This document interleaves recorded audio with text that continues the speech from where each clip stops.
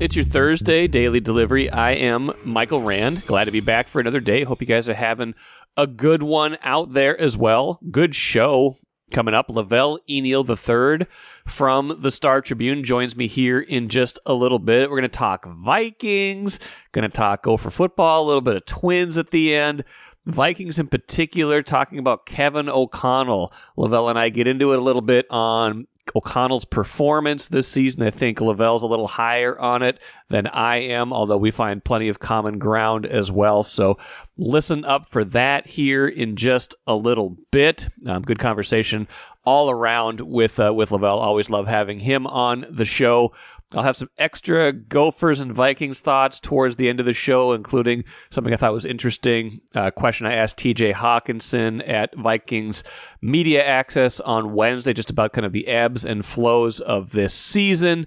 So that's towards the end of the show. First, though, what did I miss? I want to start with the Wolves. I'm not going to go too deep on the Wolves today. We're going to get to Lavelle quick because you can't spend too much time every time the Wolves play, every time the Wild play. We can't, dissect too much. These are 1 of 82 kind of things. But game was interesting against Philadelphia on Wednesday. Wolves didn't like the officiating, some complaining about that both during the game and after the game. Rudy Gobert complaining about 2 fouls that got called on him in the first 4 minutes. It's hard, right? It's hard to differentiate between legitimate complaints about officials, which you have sometimes. Like, officials are human. They make bad calls. They make decisions that have a disproportionate effect on a game relative to what you would want, relative to their role, right? Like, officials in the NFL, in the NBA, like pass interference, defensive holding on a 3rd and long, getting someone in foul trouble in the NBA, balls and strikes in baseball, penalties in hockey, just seemingly little things, little judgment calls, if they're tilted in one direction, can give one team a much better chance to win. Not like 90% to 10%, but, if you nudge a 50-50 game into a 60-40 territory, it is a pretty significant impact on a game. And I think that's what the Wolves were trying to say in this one, and that they got a lot of fouls called on them. Joel Embiid had 51 points, 17 of them coming on free throws. He was a monster all game. It wasn't just free throws, obviously. It was a lot of his all-around game, and a lot of that, too, was Rudy Gobert being in foul trouble, not being able to defend him quite as much as they would have wanted to. But you also look at this game. The Wolves were 20-5 coming in. The Sixers are one of the best teams in the East. You can't lose it too much over a loss like this. They lost to a good team on the road. Final was 127-113, so the defense didn't hold up like they wanted it to, but they were within 3 points to start the fourth quarter, right? Like, even with all the foul adversity or whatever they wanted to call it throughout the game, they were still right there. They still could have had a better fourth quarter. Philadelphia actually expanded its lead in the first 5 minutes of the fourth with Embiid on the bench. So just the basic takeaways from this game are, I don't want to draw too many. I don't want to overreact to a loss. I don't think the Wolves should overreact to officiating. These are games that just happen when you play good teams over the course of an 82-game season, right? You're going to lose. You're going to be unhappy with things. You got to kind of flush it out, wash it away. They're 3-2 still on this kind of stretch of 16 tough games, a lot of them on the road. I think they've shown some good things during the stretch, especially with that win against Dallas, that win against Miami. I think they still have to feel good about themselves overall. So I don't want, for their sake, this to become a point in their season where things start to take a detour. Just kind of realize this is 1 of 82 and kind of wash it away. And don't let yourself get into this territory where it's going to become this constant parade of officiating problems, officiating, questioning, things like that, because that detracts you from your own strength. And I think in this game, it happens sometimes. I think that was a factor in this game. Don't let that take away from what you do well. Grand Casino would like to take a moment and salute the true football fan. The passion, the hope, the anticipation, that incomparable feeling of winning. Grand Casino would also like to take a moment to remind you that you can find all that anticipation, thrill, and winning at Grand Casino. Grand Casino, let your story begin. I've got Star Tribune columnist Velle E. Neal III with me today. Velle, there's a lot going on right now, but I think mostly we're going to talk Vikings and Gopher football because it was signing day Wednesday. I think you were over checking out PJ Fleck. You've got a Vikings column. I believe that would be online in Thursday's print edition, if I'm not mistaken. In defense, a little bit of Kevin O'Connell, is that right? Yeah, that's correct. That's correct. I just think that, I've started seeing some things over the last couple, ever since the Bengals game. Fire KOC was trending on Twitter/X. There's been some grumbling about some of his moves, and I'm like, a lot of that's easy, but I think if you look at what he had to deal with this year, he went, 5-2 without Justin Jefferson. Yes. He went 3-3 without Kirk Cousins. Yes. I do think Cousins is not as appreciated as much here as he should be, and the way the offense looked with him out, I think, was more evidence of that. You throw all that in, plus the running game transitioning away from Dalvin Cook to Alexander Matterson, who really was inconsistent. I think that's easy. That's safe to say. It's a polite way to say it. Yeah, he had a lot of stuff going on that he had to adjust to. Basically they had to hang their head on defense as soon as Cousins went down. And I think the work he did with Dobbs getting him ready to contribute to the Atlanta win was impressive.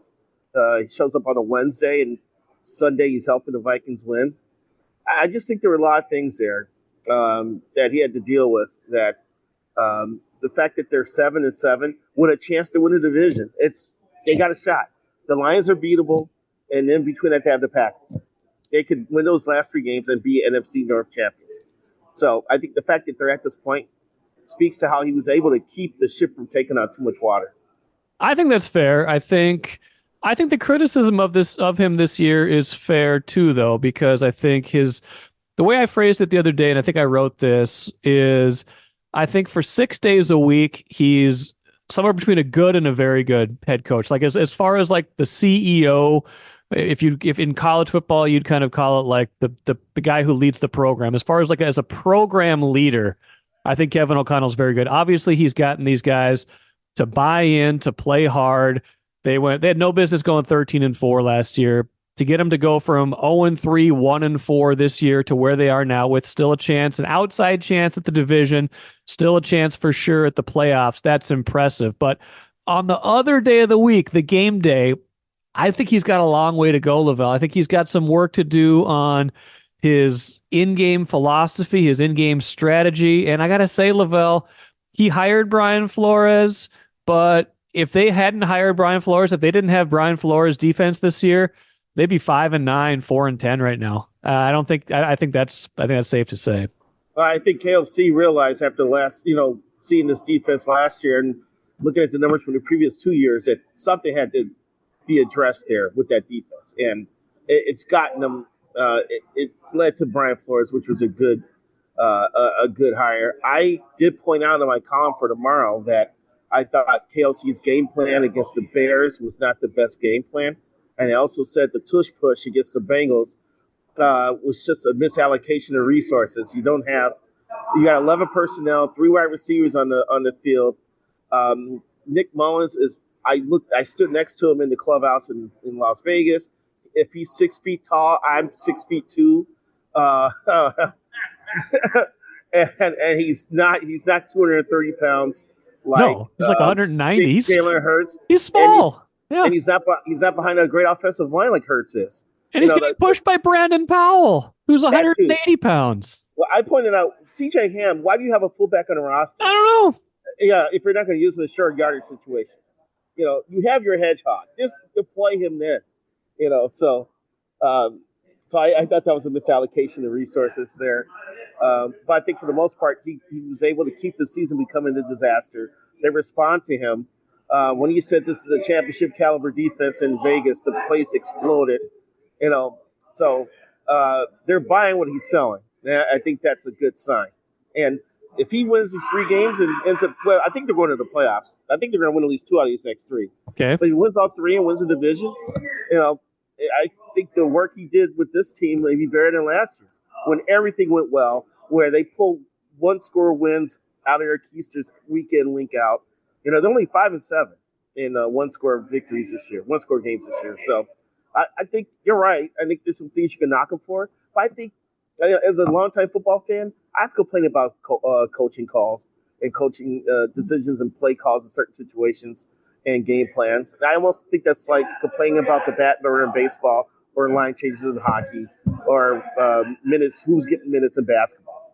So I think the big picture is he kept the ship from sinking, and he deserves credit for that. And the fire KLC thing, I'm not. No, I agree. Fire KOC is ridiculous. He's done a good job. He's an above average coach when you balance everything out, even if I've got gripes with some of the way things have gone this year. The other thing I would say, though, is like, why did Dobbs get worse the more time he spent with Kevin O'Connell? Some of it is Dobbs that he's limited. I get it. But like, it seemed like the more Kevin O'Connell wanted him to be the quarterback that can run his offense, the worse off things were. Now, you saw with Nick Mullins, they were able to move the ball. Mullins made some questionable decisions, but they put 24 points up. Usually that's going to be enough to win. But with Dobbs, like, the Bears game, they were terrible on offense. They come back from the bye week. They're like, okay, we had some time to talk. We figured this out. They go scoreless for like 3.5 quarters before they pull him. Why are they so much worse the more time these guys spend together? Yeah, that's the big question, because Dobbs definitely got worse the more of the playbook he absorbed. I don't know what to make out of that. Is that he's limited what he can handle, or was KSC throwing too much at him? That's a questionable thing. But the thing is, too, with Nick Mullins is a little bit of a daredevil. He doesn't care sticking the ball in tight spaces to see if stuff can happen. So I think when they look back in this season and start game planning for 2024, they are going to realize that they've got to respect the contribution of a running game a little bit more. And that may mean turning to Canada Keys to Ty Chandler as a one guy, but they're going to have to realize that when they had Dalvin Cook as a dual threat guy, that it gave the offense its best version of itself. And I think you just can't go throw first. Although it would have been interesting to see a healthy Cousins and a healthy Jefferson all year long, what that would have done. But I think that there's going to be a little more balance here with the squad going forward. You know what I want to see from O'Connell? I want to see him, in PJ Fleck's words, I want to see him change his best. I want to see him change his best. That's a Fleckism. I want him to go from, a guy that most people seem to like. You're right. The fire KOC stuff's ridiculous, like I said, but I wanted to see him go from a guy who I want to see him just get more comfortable in these game day roles. I think he's confident in what he's doing. I just don't think some of his decision making is right. I don't think, the tush push is problematic in and of itself. Doing it twice is problematic. The rationale behind it in trying to keep the other team from getting into their goal line package, that was the same stuff he was saying against the Chargers when they threw that ill-advised interception at the end. When Cousins was rushed, they were trying to keep the defense, from being able to substitute. Like, just play to your strengths. He overthinks it a little bit too much, I think. Well, if you're gonna do that too, you could fake the tush push and throw out of that formation, which they kind of did. They kind of did earlier in that game, in that Cincinnati game. I just, like I said, I think when you have a fullback, not too many teams, I think only a handful of NFL teams have a fullback on their roster. And why in the hell you aren't going to use him? CJ Ham is a hardworking guy. He's committed here. He likes living here. He's a season ticket holder for the Aurora, I believe. He's a great human being. Why don't you let him thrive in a situation so he can feel the love? Because it would have worked out, I think, if you either hand the ball to him or have him plow the road for someone else. Although it's kind of interesting, we heard from Nick Mullins on Wednesday. I was out at Vikings Access. Basically, he fell on the sword a little bit too. He said he needs to change the cadence on that play. I think that maybe the cadence was too similar from one play to the next, which could explain how Cincinnati was able to get such a surge on that fourth down play. So a lot of little things go into it. And if they make any stops, if they don't give up 21 points in the fourth quarter, we're not even talking about any of the tush pushes. So I get it. It's give and take with these coaches. I just want to see a little bit more from KOC on game days. Is this what it looks like when you have backups running the team? It is. Yeah. It is. It is. That's the other thing. You were over at, let's switch gears a little bit. You were over at signing day for the Gophers. You listened to PJ Fleck's spiel, which usually takes a while. I've been over there for a bunch of those in the past when he kind of goes through all the players. I think they had 19 high school players, another 5. 54 minutes. 54 minutes before you guys got a question in? Yes. That's amazing. He went down- What did you think of that? Had you been over for one of those before? It was pretty. I was somewhat entertained because Fleck shows up. He's got the resplendent jacket on and a tie, and he goes down every player and talks about his background and his family situation. You heard about the parents and the mom and the dads and the aunts and getting extra to go plates of food, and he was visiting people in their homes and the whole spiel. So my angle, because I'm writing about it for Sunday, is that in addition to getting recruiting done, it's more than just being a recruiting tracker now. You have to be an NIL tracker. You have to be a portal tracker. And PJ was spinning all these plates while trying to get this team ready for a damn bowl game. And I just thought that he had a lot of stuff going on. Plus, he doesn't have a defensive coordinator. Oh, true. That's true. So he's hoping to hire one by the first couple weeks in January. That's what he told us today. So I just realized he had a lot of stuff going on. But, it was a wide-ranging interview. I mean, he brings in a lot of storytelling when he's on the podium talking about his players. Somehow the Bozo the Clown show and the grand prize game came up during his presser. And I'm sitting there going, how many people actually know that there was a Bozo show in this room? Because, you look at Brian Burns and some of these other guys, they're like 20 years younger than me. Right. I grew up in Chicago, so I know what Bozo the Clown is. I just think, of course, PJ's was with Spring Lake Park, Illinois, so he probably grew up with it too. But I just thought it was hilarious that all this stuff, it's like a big souffle with him. He throws in a lot of different ingredients and try to make this presser come out, something that's worth eating. This is one of his best recruiting classes, might be his most impressive one in some ways, because they got the best player in Minnesota, the best player in Wisconsin, the best player in North Dakota, and a state champion quarterback from the big schools in Arkansas.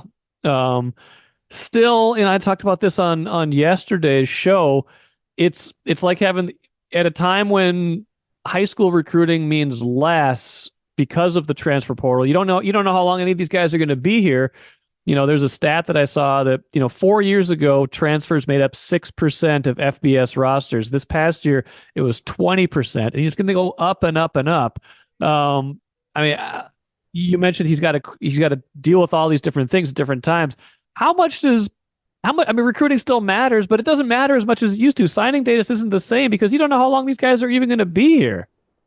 The thing about recruiting is now, Mike, is that you got to make sure you do a good job with whoever you talk to, whoever you approach, because that kid may go to Purdue, or that kid may go to Arkansas, or that kid may go to Kansas and want to transfer out. And so now you have to be in the pecking order for the guys you miss out on, just in case if it doesn't work out where they're at. You may have a shot to get them in the secondary market. Let's call it the secondary market. Secondary market, yeah. It's a reality. You got to spin all these different plates, man. You got to put your finger in dikes and cover up holes when you can, because it's just, I'm looking at Illinois. I think Brett Billman was bringing in like 6 or 7 JUCO kids as part of his class, and we won't know how good these kids are until they get a couple years under their belt, and will they stay that long? It's the reality. I don't know if you can change that, but kids are going to move. They're going to, if they don't, instead of trying to stick it out and fight through their problems, if they run into some turbulence during their first year or two, they're going into the portal. They find out they got a friend that they miss at another school. They're going to join him or her in the portal. You see 3 quarterbacks come in. All of a sudden, you're looking at the numbers game. You don't like it. You're going to the portal. Yeah. So it's just the reality. There's always been transfers, but there were fewer of them, and it was quieter generally. And now, you're right. There's probably more urgency to go other places. It's easier to go other places, and you talked about the secondary market. Sometimes the tickets are more expensive on the secondary market, Lavelle, and these players in the transfer portal can get kind of expensive, and that's a whole different kind of part of the equation. That's another thing that PJ brought up during this talk with us, was that he claims that their NIL situation is 10 to 20 times better than it was a year ago. I believe it. Time. So I'm trying to figure out, okay, who's the sugar daddy that just made it rain on the NIL program here? Because that it's been coming up the last 2-3 weeks that they're doing better in NIL. So who wrote this check? We're trying to find out who. Yeah, I'd like to know that too, because they kind of had a late start on it, and other teams were kind of blowing them out of the water. But it does seem like they're starting to catch up, starting to be able to play the game that needs to be played. And part of that game is bringing in transfer quarterbacks. I don't think they were swimming in the biggest money part of the pool, but Max Brosmer, it seems like he's pretty well regarded, in terms of maybe not the elite of the elite transfers, but of that kind of next tier. He's definitely up there and can help him next year. He'll definitely have to help them next year. Yeah. And here's the other thing too. We won't know until the games are played next year, but PJ's claiming he really likes his quarterback room and his wide receiver room. I'm like, okay, PJ, how is that going to affect your play calling next year when you have these weapons? Because I still think part of the reason Kaliakmanis left was because PJ was so averse to mistakes that he never was able to bounce back from. That game against Michigan State where he threw a pick and then PJ called 15 running plays. Yeah. I was like, you can't. First of all, in college, you got to keep trying to score. You got to keep trying to score. You can't just run down the clock and kill the clock anymore.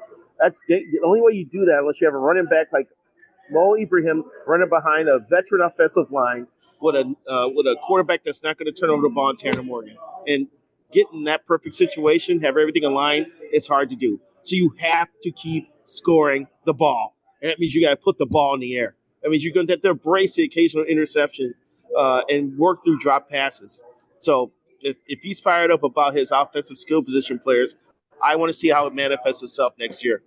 Yeah, that's fair, because last year they were excited about these guys too. I don't know if it's a chicken and the egg thing with Kaliakmanis, because he just was not accurate, and I think some of his mistakes, you're right, made Fleck go back to more of his tendencies, right? His tendency is to play it safe, to run the ball, and when you have a quarterback who's making mistakes or missing throws, it's only going to push you back into it. But you also have to let that quarterback fight through those mistakes if he's going to come out the other side of it. So it was a little bit of chicken and egg there, I think. Correct. I agree. So I'm interested to see how Brosmer, what type of impact he makes in this program, because they're going to need him to step up a lot, because they got the one returning kid and they're bringing in 3 quarterbacks. Yeah. Right. The kid from Arkansas, the backup from Fresno State, correct, Yep. and Brosmer. Yep. So Brosmer's probably they're going to have to lean on him right away. Yeah, I think he's here to play. He's only got 1 year left. The transfer from Fresno State's got 2 years left, so you can imagine him thinking, hey, chance to play next year if something happens, definitely a chance to play in 2025 based on whatever might happen. So yeah, we'll see, but that's kind of the nature of quarterback play, especially. The quarterback is the one where it's affected most in the portal so far right now. Hey, Lavelle, while I got you here, what's cooking with the Twins? Seems kind of like the hot stove is kind of a very lukewarm oven right now. Is that how we should put it? I don't even know if it's on simmer right now. I think the Twins' best chance in improving that rotation is to make a trade for someone. And there's rumors that there's interest in both Jorge Polanco and Max Kepler, but I don't know how that's going to play out. And I just want to warn everybody who wants the Twins to make a move like tomorrow.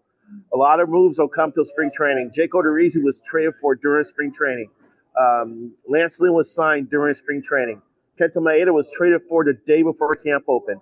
These things drag out, and because of Shohei Ohtani slowing down the market, now Yamamoto is slowing down the free agent pitching market. So other teams are going to, holding back on resources or whatever. So this is going to take a while. So be patient. I do need to point out one disappointing development in Twins land. Okay. Long-time Twins employee. I believe he was the longest tenured member in that front office. Rob Anthony did not have his contract renewed. Really? And and so he is. I think it's like 29 years or something like that. His career with the Twins is over. Great guy, solid the earth person, hard worker. Everybody liked Rob. The Twins continue to streamline their operations department. They're creating more room for analysts. And unfortunately, that meant the end of a guy who is highly thought of in this town and shouldn't have to look hard to find another job. Didn't you write about someone in the scouting world that was kind of in that same boat recently? That was Billy Milos, whose name was next to everyone from Johan Santana to Eduardo Escobar, and basically helped Nick Anderson get to the majors, Right. even though the Twins never called him up, and Nick ended up believing he was a reliever of the year a couple years ago. And yet in the last couple years, Billy Milos was scouring independent ball, trying to find players, which is hard to do. Yes. They did not renew his contract either. They also parted ways with their Latin American guy. That was more of a philosophical difference than cost-cutting move.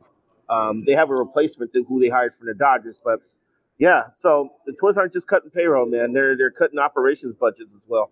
Interesting. Well, we'll see what they come up with. They got to figure out their TV situation too. That's probably holding up some of this spending. They don't know how much money they can count on from their local TV. Who's talking to Diamond now? Amazon Prime. Amazon Prime Video. Yeah. That would be interesting.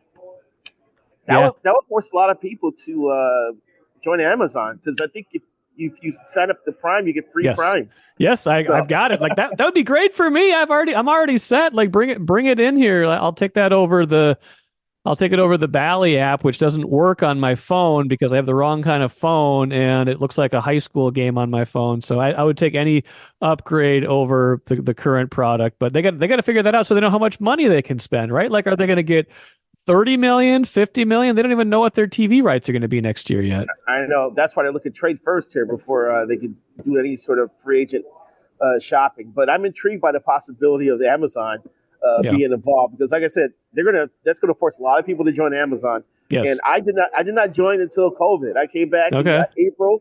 I joined Amazon 2 days after I got back home from Florida, and a week later I upgraded to Prime. There you go. Well, you got it. Yeah.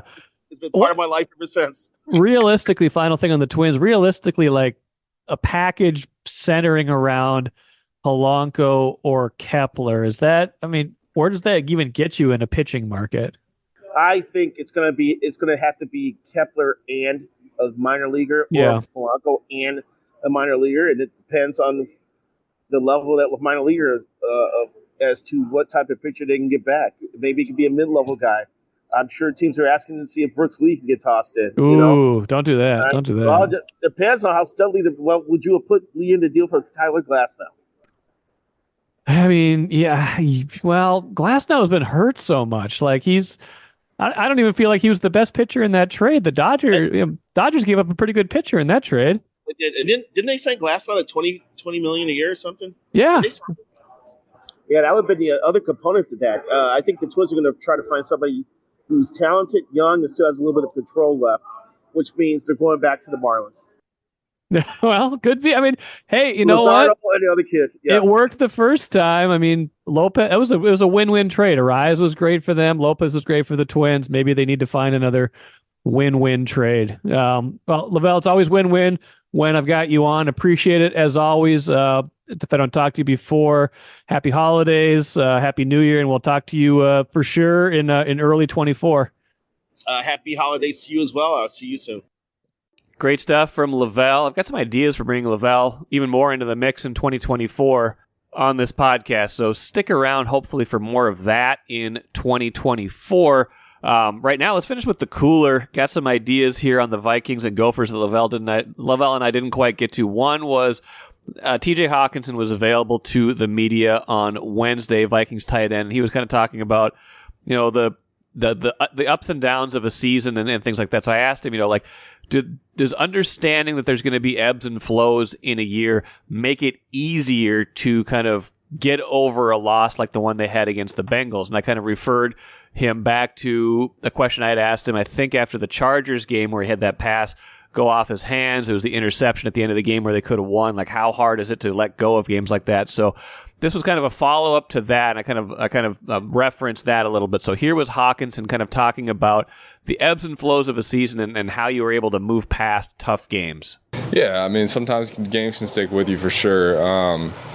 It's easy to say, harder to do, obviously, is moving past things. But, growing in this league and becoming older and having more years under my belt, you have to let things go, and you have to go back in the offseason and recollect and understand what you could have done better, but that's for the offseason. During the season, you are who you are and you play how you play, and there's things that you learn and things that you improve during the season.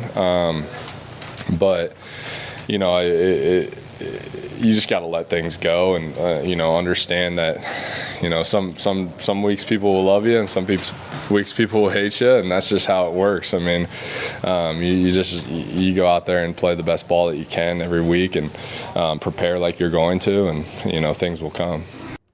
And that mentality, to me, is kind of where Kevin O'Connell is at his best, right? Like what Lavelle and I have talked about, some of the ups and downs of O'Connell this year, my quibbles with some of the game day decisions. But one thing I've been impressed with is that their performance does not tend to carry over from game to game. They are able to kind of move past, or if they win, they're able to refocus, not get too high on themselves, things like that. So I would expect, even after that loss against the Bengals where they felt like they let one get away, I would expect them to come out and play well against Detroit on Sunday, to have a good finish to the season. It doesn't guarantee they're going to make the playoffs. That's pretty much a coin flip at this point because of the position they're in, but they still very much have a chance. Win 2 out of these next 3, they're almost certainly in. Win all of these next 3. Hey, Detroit's other game, aside from those 2 against the Vikings, is against Dallas. The division is still out there. It's possible. I think Detroit's a good team. I don't think the Vikings are going to sweep Detroit, but I certainly think they can win Sunday. And if they win Sunday, their playoff prospects are really good. So I think the way O'Connell has been most impressive in his coaching tenure is getting these guys ready each week, even if I don't always agree with the way they play on Sundays. The other point I would make is PJ Fleck. They signed their signing day group. I think it was 24, 25 guys on Wednesday. Lavelle and I talked about that. Lavelle was over at that. Now they got to focus on a couple other things. Like they got a bowl game in 5 days, and they got to hire a defensive coordinator not long after that. Fleck talked about both of those things on Wednesday as well. But these are, the signing day is something that happens every year. You don't have to sign it. You don't have to get a new defensive coordinator every year, hopefully at least. There was a stretch where the Vikings had to get a new offensive coordinator every year, but this is a big deal for the Gophers, just kind of remembering that now we're kind of past the recruiting frenzy. Yeah, there's still going to be transfer portal stuff. The portal's open till, I think, early January. They got the bowl game soon, but defensive coordinator, getting that hire right, making sure that remains a dominant side of the ball in the wake of the departure of Joe Rossi. That will tell you as much about the future of this program as anything else. So we got to watch for that. That's a big thing. He's got a lot on his plate this offseason in a short amount of time. That will do it for me today. We're going to talk ice fishing on Friday's show with Tony Kennedy, excellent outdoors writer for the Star Tribune. I'm sure we'll have plenty of other stuff to get into on that show as well, but going to have Tony on to talk about what's been a very dry, very not icy ice fishing season so far, and kind of what that's meant for Minnesota winters and Minnesota outdoors enthusiasts. That'll do it for me today. Come back tomorrow for Friday's show. Until then, I'm Michael Rand. We'll see you then.